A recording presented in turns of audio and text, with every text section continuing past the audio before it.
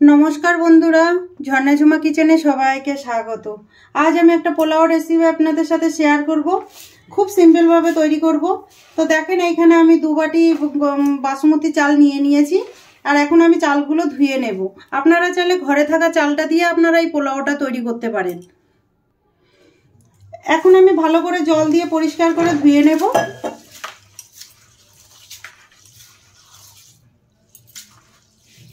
এখন আমি এই ধোয়া জলটা আমি এখন ফেলে দেব। দেখেন 2-3 বার জল চেঞ্জ করে আমি ধুয়ে নিয়েছি আর এখন এর মধ্যে জল দিয়ে চালটা আমি ভিজিয়ে রেখে দেব। ঢেকে আমি সাইডে রেখে দিচ্ছি। এখন আমি আলুগুলো কেটে নেব। দুটো আলু নিয়েছি।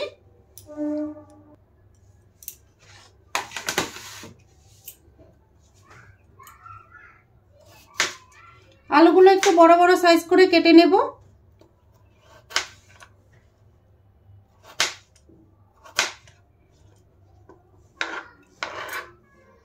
দেখেন এইরকম বড় বড় সাইজ করে আমি কেটে দিচ্ছি। আপনারা চাইলে আরো বড় বড় করে দিতে পারেন, যেরকম গোল গোল করে চিকেনে আলু দেওয়া হয় সেরকম করেও দিতে পারেন।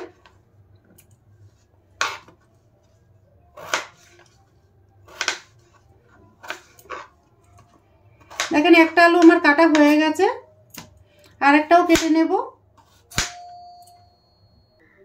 আলুগুলো কাটা হয়ে গেছে, এখন আমি প্লেটে নিয়ে নেব। এখন আমি টমেটোগুলো কেটে নেব। টমেটোগুলো আগে থেকে ধুয়ে নিয়েছি। টমেটোগুলো কিন্তু বড় বড় করে কেটে নেব আমি। টমেটোগুলো কাটা হয়ে গেছে, এখন আমি এটা প্লেটে নিয়ে নিচ্ছি। এখন আমি পেঁয়াজগুলো কেটে নেব।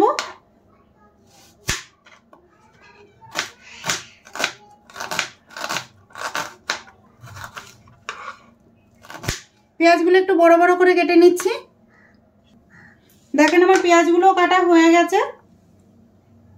দেখেন সবজিগুলো আমার কাটা হয়ে গেছে, ভালো করে কেটে নিয়েছি। এখানে আমি কড়াই চাপিয়ে দিয়েছি আর কড়াইটা কিন্তু গরম হয়ে গেছে। এখন আমি দিয়ে দিচ্ছি রিফাইন্ড অয়েল আর দিয়ে দিচ্ছি ঘি। তেল আর ঘি ভালোভাবে গরম হয়ে গেছে। এখন আমি এখানে কিছু মশলা নিয়েছি, গোটা মশলা। দেখেন এইটা হচ্ছে গোলমরিচ, লবঙ্গ, ছোট এলাচ নিয়েছি, খুব সামান্য দারচিনি নিয়েছি আর একটা বড় এলাচ নিয়েছি, কিছুটা জিরে নিয়েছি 1 চামচ মতো আর দিয়েছি তেজপাতা। এখন এগুলো দিয়ে দেব ফোড়নে। দেখেন ফোড়নটা ভাজা হয়ে গেছে, খুব সুন্দর সেন্টও আসছে। আর এখন আমি দিয়ে দেব কেটে রাখা পেঁয়াজগুলো। পেঁয়াজগুলো এখন হালকা ভেজে নেব।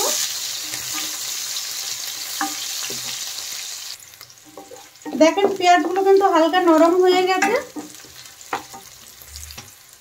এখন আমি দিয়ে দিচ্ছি আদা আর রসুন একসাথে বেটে নিয়েছি, সেই বাটা মশলাটা দিয়ে দিলাম। দিয়ে একটু নেড়ে দেব যাতে আদা রসুনের কাঁচা গন্ধটা চলে যায়, ততক্ষণ ভাজতে হবে।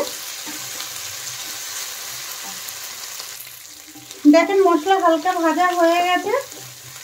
এখন আমি কেটে রাখা আলুগুলো দিয়ে দেব। আলুগুলো দিয়ে আরেকটু ভেজে নেব।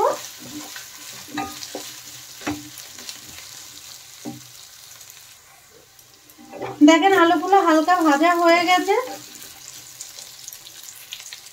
এখন আমি কেটে রাখা টমেটোগুলো দিয়ে দিচ্ছি, দিয়ে আবার নেড়ে দেব।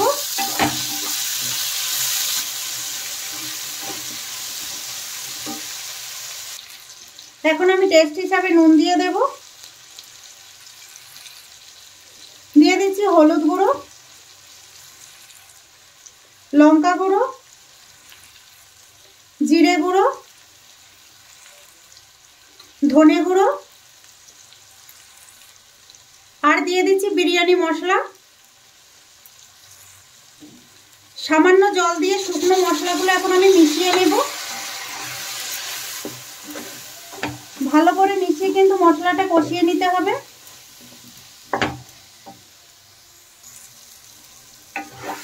দেখেন ভালোভাবে আলুটা মশলার সাথে কিন্তু কষানো হয়ে গেছে।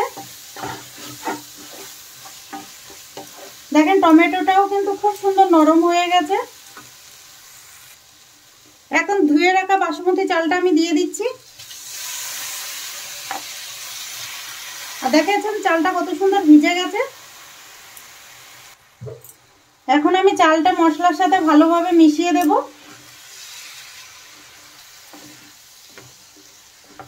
দেখেছেন চালটা কত সুন্দর ভিজে গেছে। দেখেন মশলার সাথে আমার চাল মেশানো হয়ে গেছে। দেখেন চালটা আমার কষানো হয়ে গেছে। এখন আমি জল দিয়ে দেব। এখন আমি জলটা দিয়ে দিচ্ছি। আগে থেকে আমি গরম জল করে রেখেছিলাম, সেই 1 বাটি চাল নিলে 2 বাটি জল দেবেন।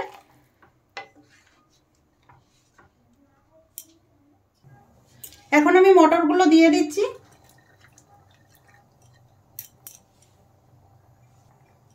টেস্ট হিসাবে চিনি দিয়ে দিচ্ছি। নুনটা আমি কিন্তু আগে দিয়ে নিয়েছি। এখন একটু নেড়ে দেব।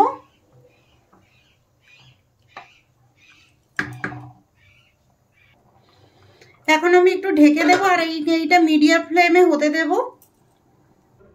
এখন আমি ঢাকনা উঠিয়ে একটু দেখে নেব। দেখেন কত সুন্দর হয়েছে। এখন একটু নেড়ে দিচ্ছি।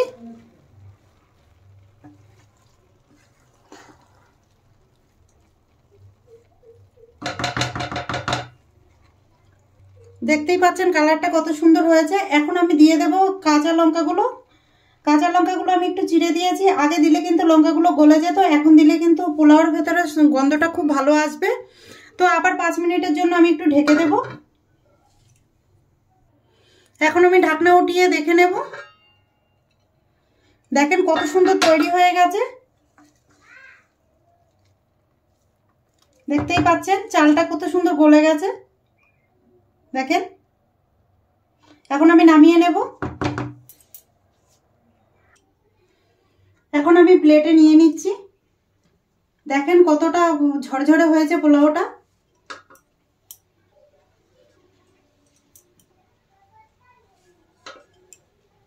তৈরি হয়ে গেছে পোলাও। এই রেসিপিটা যদি আপনাদের ভালো লাগে তাহলে আমার চ্যানেলটাকে সাবস্ক্রাইব করবেন, লাইক করবেন, কমেন্ট করবেন আর অবশ্যই শেয়ার করবেন।